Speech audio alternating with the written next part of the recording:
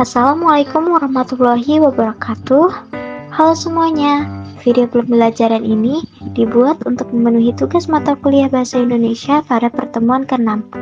Kami dari kelompok 5 akan membahas mengenai kutipan dan sistem rujukan. Yuk sama-sama kita simak videonya berikut ini. Baiklah, saya akan memaparkan pengertian kutipan. Kutipan adalah suatu gagasan, ide, pendapat yang diambil dari berbagai sumber lainnya dalam pembuatan karya ilmiah. Proses pengambilan gagasan itu disebut mengutip. Kutipan adalah bagian dari pernyataan, pendapat, buah pikiran, rumusan, atau hasil penelitian dari penulis lain atau penulis sendiri yang telah terdokumentasi. Kutipan dilakukan apabila penulis sudah memperoleh sebuah kerangka berpikir yang mantap. Kutipan hanya berfungsi sebagai bahan bukti untuk menunjang pendapat penulis. Baik, saya akan memaparkan manfaat kutipan. Yang pertama adalah untuk menegaskan isi uraian. Yang kedua, untuk membuktikan kebenaran dari sebuah pernyataan yang dibuat oleh penulis. Yang ketiga, untuk memperlihatkan kepada para pembaca materi dan teori yang digunakan penulis.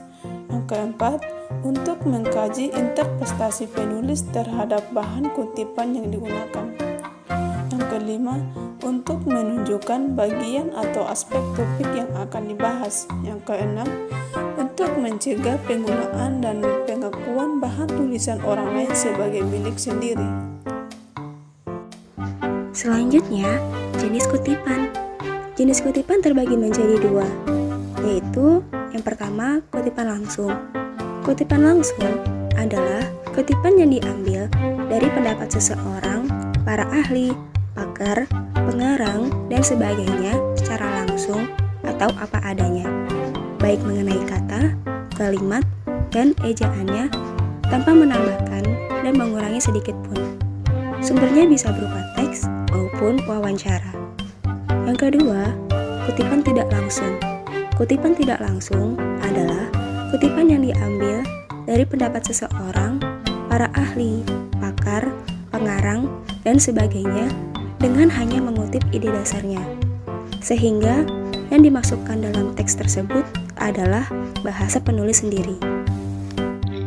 Ciri-ciri kutipan langsung. Yang pertama, tidak boleh melakukan perubahan apapun terhadap teks atau bagian teks yang dikutip. Yang kedua, tanda tiga titik berspasi digunakan apabila ada bagian kutipan yang dihilangkan. Yang ketiga, menggunakan sumber kutipan yang berlaku dalam bidang selingkung.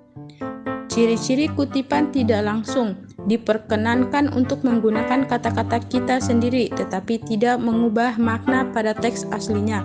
Yang kedua, diintegrasikan dengan teks. Yang ketiga, tidak diapit oleh tanda kutip.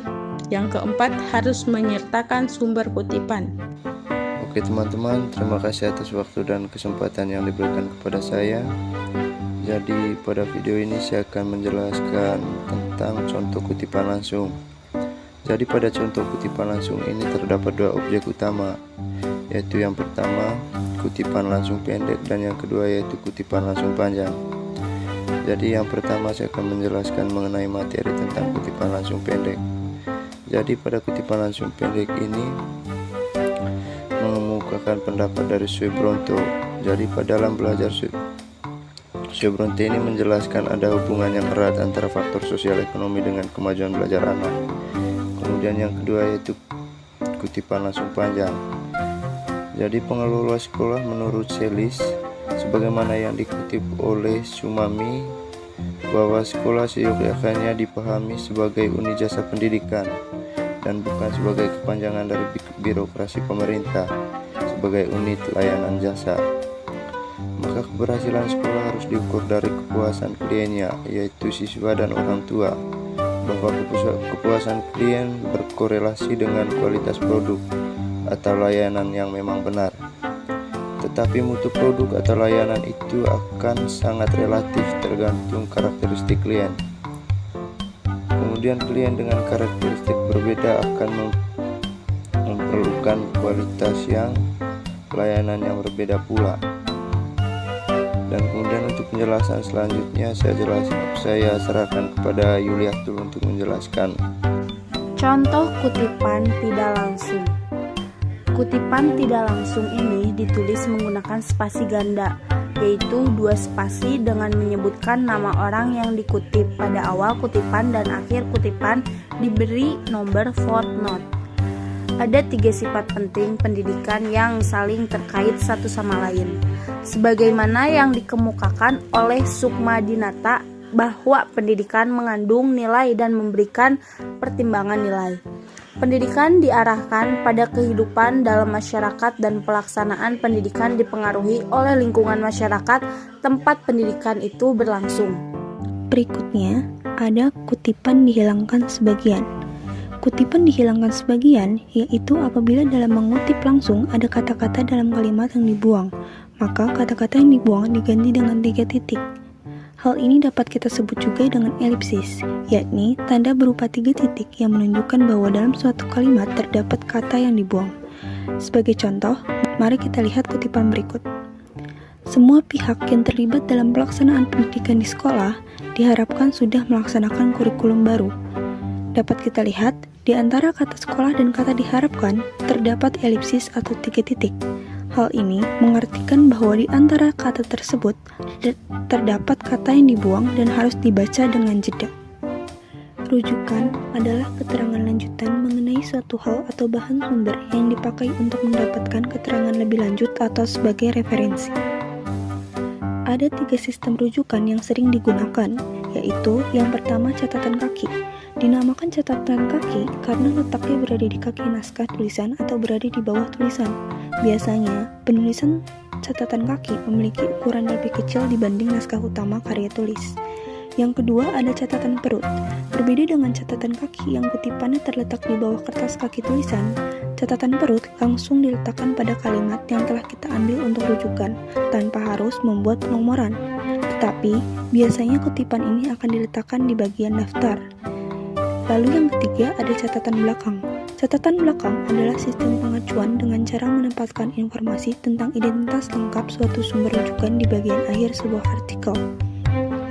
Dalam penetapan penggunaan jenis rujukan, pada dasarnya IAIN Kediri memfasilitasi setiap fakultas atau program studi untuk memilih menggunakan catatan kaki atau footnote, catatan tengah atau endnote atau middle note, dan juga catatan akhir endnote.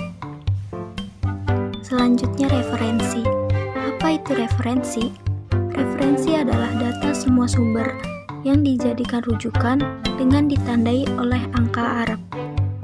Tujuannya adalah agar pembaca mendapatkan informasi yang lebih lengkap atas istilah atau bagian dari uraian tersebut. Dalam catatan kaki yang berisi referensi, penulis biasanya menggunakan beberapa sumber. Jika sumber tersebut dirujuk beberapa kali dengan halaman yang sama atau berbeda, maka 3 istilah IBID, OP.CIT, dan LOT.CIT atau bahasa Latin harus diketahui dan digunakan secara benar. Daftar pustaka atau bibliografi adalah semua sumber yang menjadi rujukan seorang penulis dalam kegiatannya menulis sebuah karya ilmiah. Sumber-sumber tersebut harus dihimpun dalam sebuah daftar yang lazim disebut sebagai daftar pustaka atau bibliografi atau kepustakaan dengan fungsi sebagai berikut. Yang A. Membantu pembaca mengetahui ruang lingkup studi penulis. B. Memberikan petunjuk kepada pembaca yang ingin mengetahui lebih dalam mengenai tulisan yang dibacanya, serta hubungannya dengan tulisan lain yang berkaitan. C. Membantu pembaca memilih referensi yang sesuai dengan bidang studinya. Yang D. Sebagai bentuk keterbukaan dan kejujuran penulis mengenai sumber-sumber yang dipergunakannya. Variasi penulisan daftar pustaka.